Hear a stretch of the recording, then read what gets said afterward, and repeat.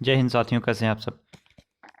तो आपको बता दें कि जो G20 यानी कि ग्रुप 20 का एक शिखर सम्मेलन जो सालाना आयोजित होता है वो इस बार इंडोनेशिया के बाली में आयोजित हुआ था। तो इसमें जो है ना, सभी देशों के मध्य एक जो है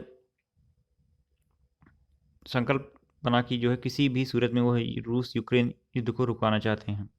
तो इसमें जो है बाहर से भी काफ़ी ज़्यादा उम्मीदें लगाई जा रही हैं। तो बैठक के बाद सभी देशों की सहमति से जो साझा बयान जारी हुआ उसमें इस प्रतिबद्धता पर जोर यही था कि दुनिया अब और युद्ध नहीं चाहती। महत्वपूर्ण बात तो यह है कि आने वाले वक्त में इस महाप्रयास में भारत को अपनी बड़ी भूमिका निभानी है।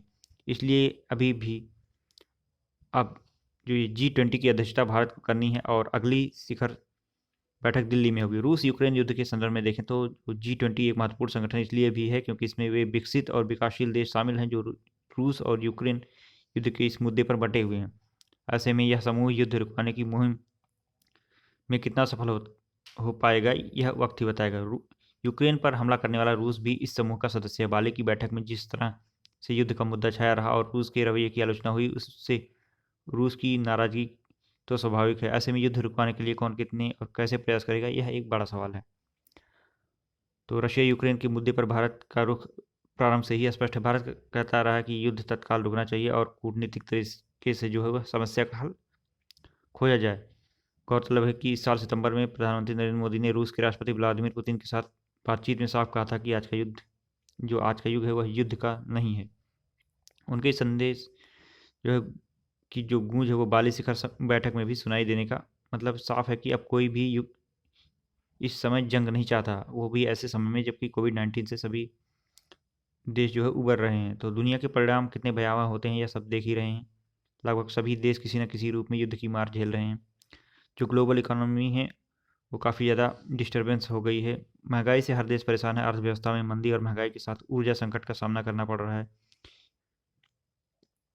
इसके अतिरिक्त जो खाद्य सुरक्षा है उसके लिए भी जो है वैश्विक खाद्य संकट इस युद्ध ने उत्पन्न कर दिया है। तो इसलिए अब उन देशों को युद्ध की कूट में जो है ना वो कूटनीतिक समाधान निकालने पर ज़्यादा तेज़ी से काम करना होगा जो इस मुद्दे पर खेमेबाजी में फंसे हैं और युद्ध के कारण पैदा हालात की मार झेलने को मजबूर हैं।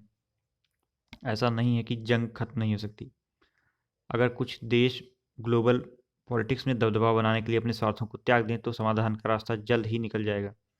रशिया यूक्रेन युद्ध के मुद्दे पर भारत प्रारंभ से ही तटस्थ रहा और अमेरिका व पश्चिमी देशों के तमाम दबावों के बावजूद भी किसी भी पक्ष में शामिल नहीं हुआ।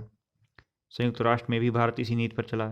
रशिया से तेल खरीदने का जो मुद्दा था उस पर भी अमेरिका और कुछ यूरोपीय देशों ने भारत पर जो है काफ़ी ज़्यादा दबाव डाला था। उसका भारत ने बाली सम्मेलन में भी कड़ा विरोध किया है। इसमें कोई संदेह नहीं कि दुनिया के तमाम देश भारत को एक ऐसे लीडर के रूप में देख रहे हैं जो शांति और कूटनीतिक के जरिए मौजूदा युद्ध संकट से मुक्ति दिलाने की दिशा में बड़ी भूमिका निभा सकता है। लेकिन भारत अकेला यह नहीं कर सकता। इसके लिए सभी देशों को साथ आना होगा अपने स्वार्थ को छोड़कर। और आपको बता दें कि यह युद्ध यदि कोई रोक सकता है तो वो सिर्फ एक ही व्यक्ति है और वह है रूस के राष्ट्रपति व्लादिमीर पुतिन, क्योंकि उन्हें ही इस बात को किसी प्रकार से आश्वासन दिया जाए जैसा वो चाहते हैं। फिर भी देखते हैं कि कब अब यह यूक्रेन और रशिया का युद्ध रुकता है।